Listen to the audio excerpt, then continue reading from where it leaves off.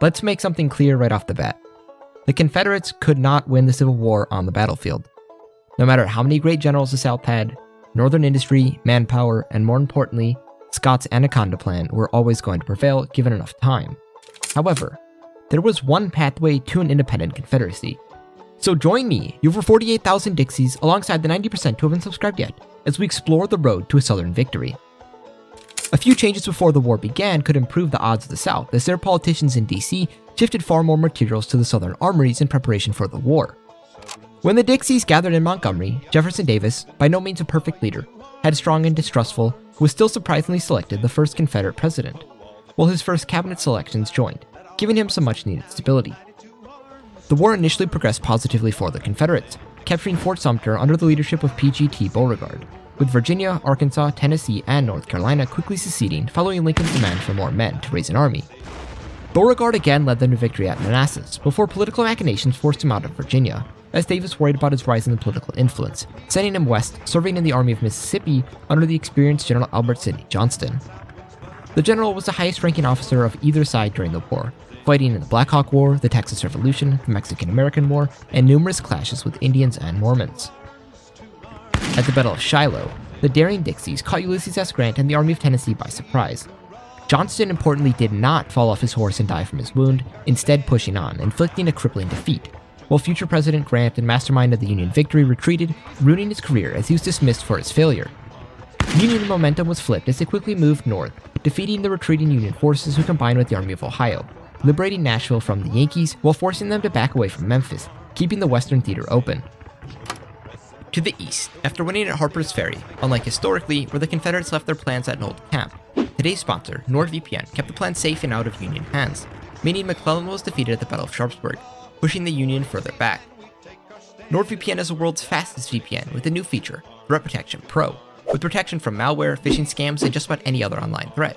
NordVPN scans files when downloaded for viruses or Trojan horses that could infect your device, so it deletes anything malicious. As I'm currently learning French, merci à surrender, NordVPN allows me to watch French shows that I typically can't watch from the States. Additionally, I use NordVPN to switch my IP address to other nations all the time to get far more images and videos for everything you see on YouTube, as many of the best stuff is region locked. The Dark Web Monitor was especially useful, as NordVPN found old leaks from 5 years ago that other services failed to detect. On top of all that, NordVPN works as an ad blocker, so you skip all those pesky ads when browsing the web, including those on YouTube. So, if you want to stay safe from any online threats or roaming Union armies, use my exclusive NordVPN deal to get 4 extra months at nordvpn.com/Fidentis. Now, let's continue. Despite the victory, the Army of the Potomac was still larger than Lee's Army of Northern Virginia, and they had no chance to take DC, which still had the 3rd and 4th Corps in defense and was arguably the most fortified place on the planet. The victory, however, enabled Lee to push into western Maryland and extract more resources, before retreating south, dramatic for the North. Western troops were shifted east to reinforce DC, while Lincoln's leadership was openly questioned by many, enabling the Copperheads, Democrats who favored peace, to gain more prominence.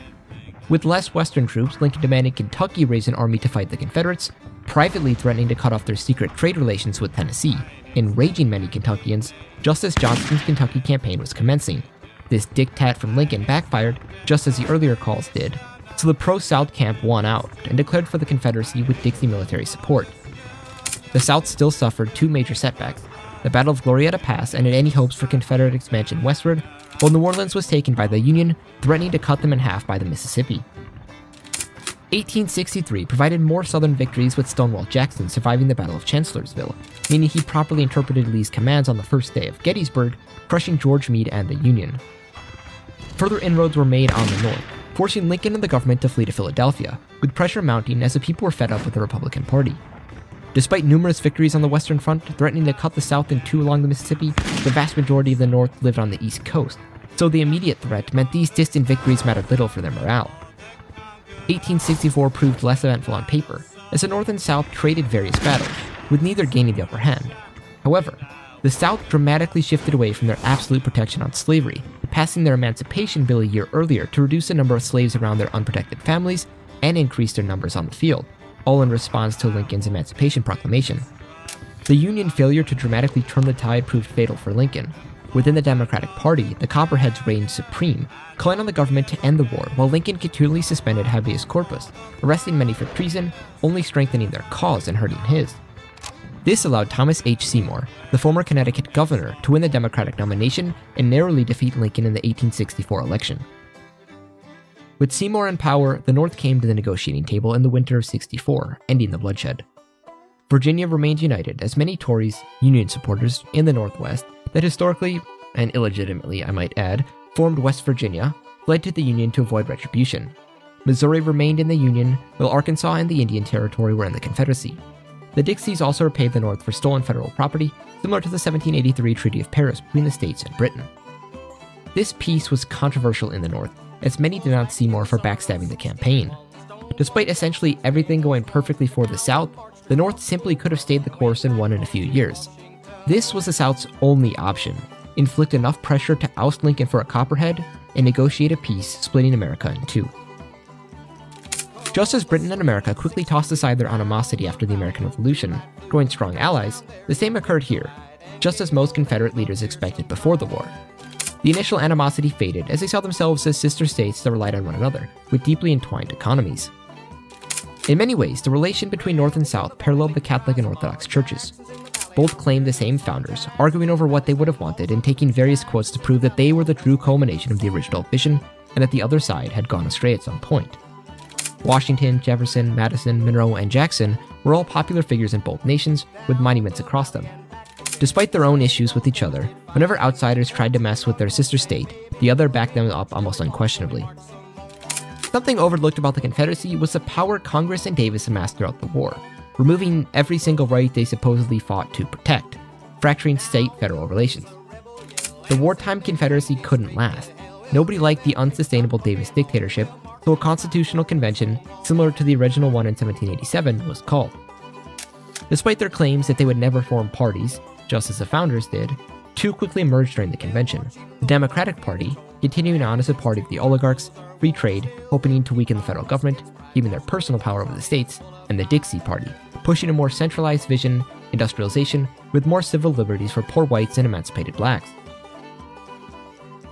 Ironically, slavery was the first thing to go, no longer a federally mandated right, instead dropped to the states with vague guarantees to slowly remove the practice after some negotiations with the British. Historically, despite the elite largely seceding to protect slavery, Jefferson Davis secretly agreed to abolish slavery in 1864 if France and Britain had aided the South, though at that point the war was all but guaranteed for the Union. While this never came into effect, Congress passed their Emancipation Bill on March 13, 1865 to slaves who fought for the South, which is the first step towards abolition. I was shocked when I first read this, as the idea that the Confederates would abandon slavery seemed antithetical to their entire movement, but shows the Confederates would abandon the practice eventually. The wartime proto-socialist economic policies with state-set prices and nationalized salt, textile and food industries were stripped from the government, as the original divorce from the government and economy was reinstated. These state-seized assets were sold to the oligarchic families that ran the government, essentially remaining in the same hands, though returning the more libertarian vision of the Montgomery Convention. The veto power, where any 3 state legislatures could reject a bill, forcing 2/3 of the federal Congress to repass it, was changed to instead become 5 states, weakening the individual state powers, allowing the federal government more leeway. An interstate commerce clause, essentially absent in the first Constitution, was greatly strengthened, as its ineffectiveness caused numerous issues during the war. Though here it allowed the federal government the right to build internal improvements, like railways, roads, or canals, slightly weakening the states. States still had near total control over their own economies, but they were far weaker than they initially were intended to be. English was set as a national language to crack down on the pro-Union German communities in Texas who gathered their own militias to fight the Confederates during the war. I'm sure there'd be other changes to the Confederate Constitution, so comment them below.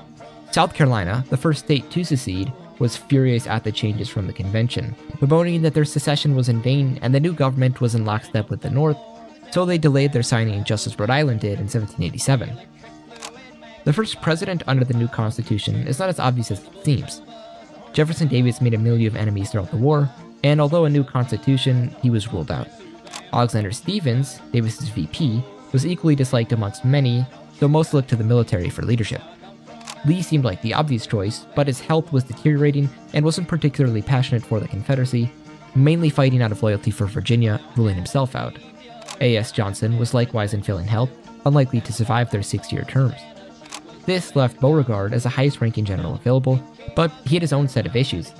Nicknamed the Little Black Frenchman, Beauregard was the epitome of the conundrum of many Confederate leaders, as a Catholic Creole from New Orleans who historically became a black civil rights activist after the war, but loyally served the Confederacy as one of their best generals.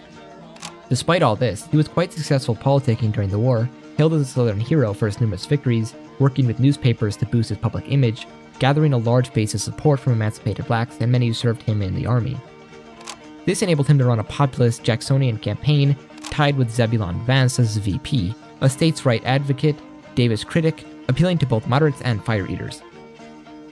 Unlike the election of George Washington, this was not a unanimous one, as parties were emerging, but Beauregard narrowly defeated Georgia Governor Joseph E. Brown. After his victory, Confederates quickly changed tunes, retelling their history, transforming Beauregard to their George Washington, sidestepping Lee to push Beauregard as a real mastermind of liberty, the ultimate founding father.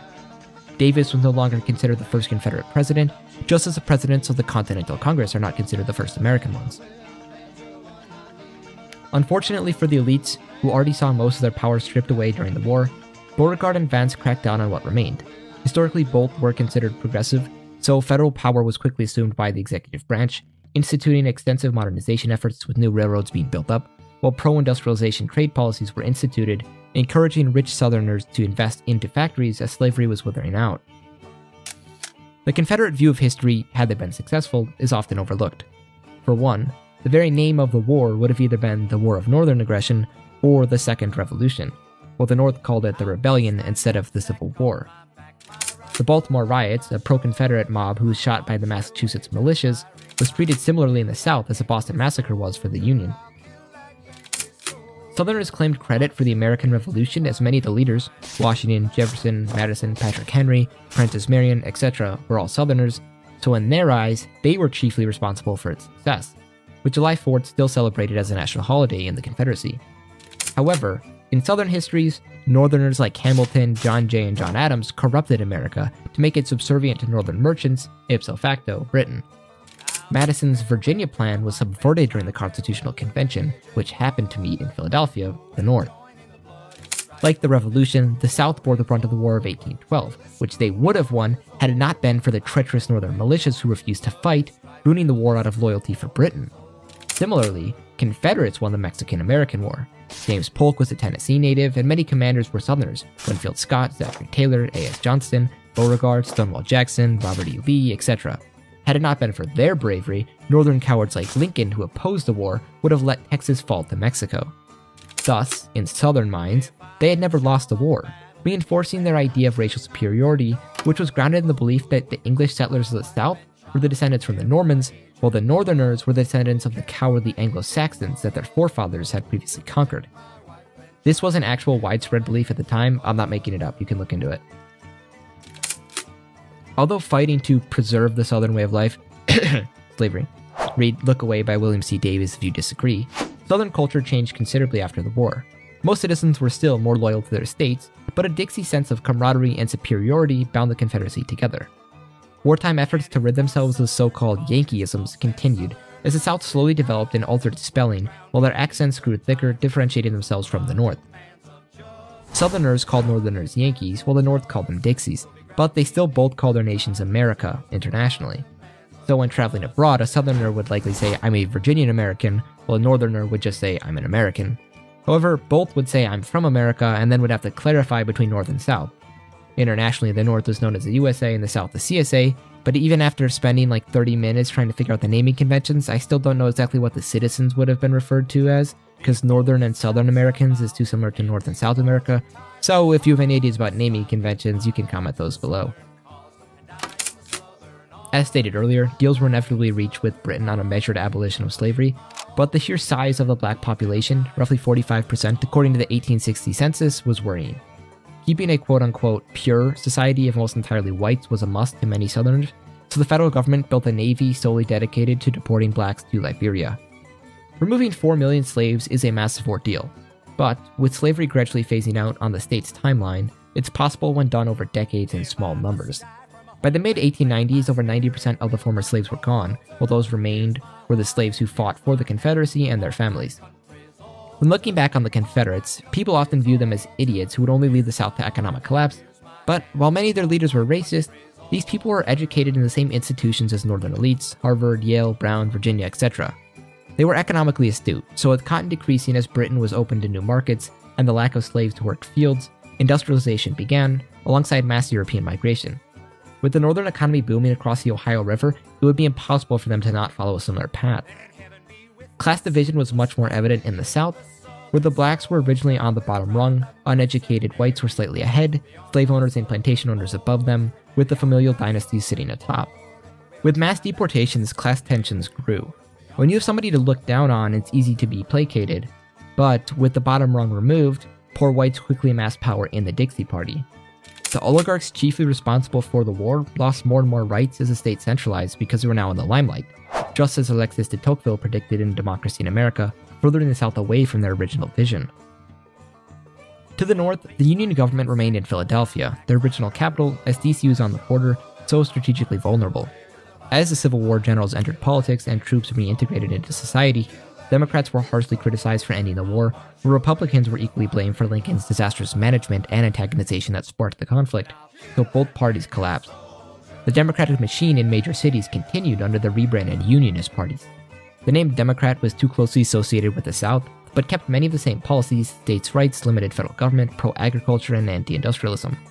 Across the aisle, Republicans combined with the last remnants of the Whigs, rebranding themselves as the Federalist Party, just as some Whigs first adopted Republican from Jefferson's party.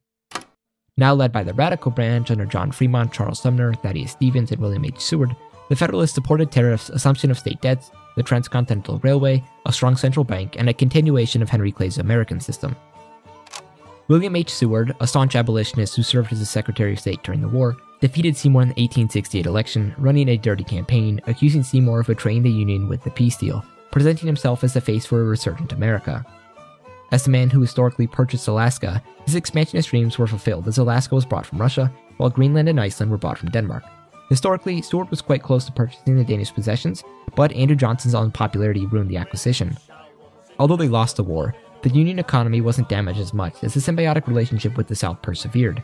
In some respects, without the South hampering progress, more unfettered capitalism under the Federalists led to a stronger Gilded Age, catapulting them well beyond Europe and the South economically. They bore no cost from Reconstruction, and with less than 2% of their population black, they didn't have to integrate or educate many freed slaves. There was less racial animosity against the black population already in the North, as the Federalists quickly secured equal rights with a burdensome South, the Wormley Agreement. Mexico is arguably the biggest winner, as the Second Mexican Empire under Maximilian von Habsburg survived. The Union was too focused on rebuilding to unofficially support the Liberals, meaning the French client state cemented control, providing Mexico some much-needed stability.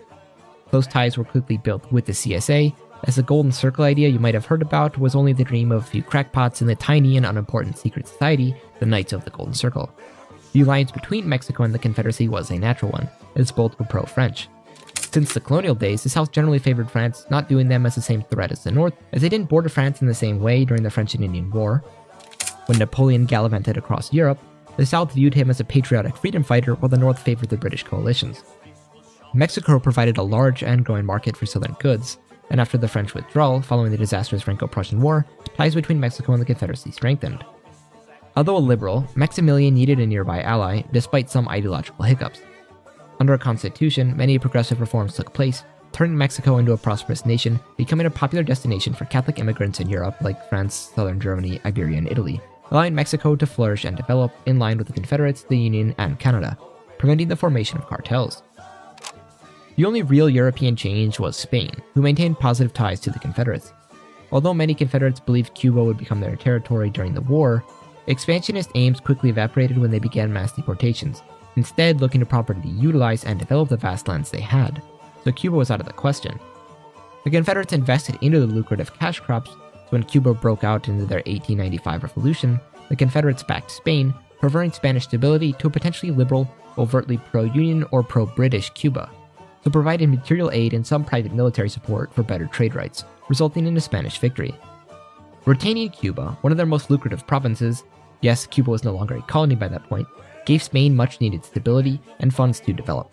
Like Mexico, many Europeans settled on the rich island as Spain snuffed out the thought of Cuban independence. Europe ultimately was unchanged by the American developments. The North was still a global superpower with a booming economy, while both North and South took large amounts of European settlers. Ultimately, just as with America, the original vision of the Confederacy was abandoned in time. Slavery was gone, states' rights were often challenged by the federal government, though they were far stronger than the North, and even their precious southern blood was changed as millions of northern Europeans moved in for economic opportunities. Despite all that, their culture remained untainted from northern hands, as the Dixieland was finally free.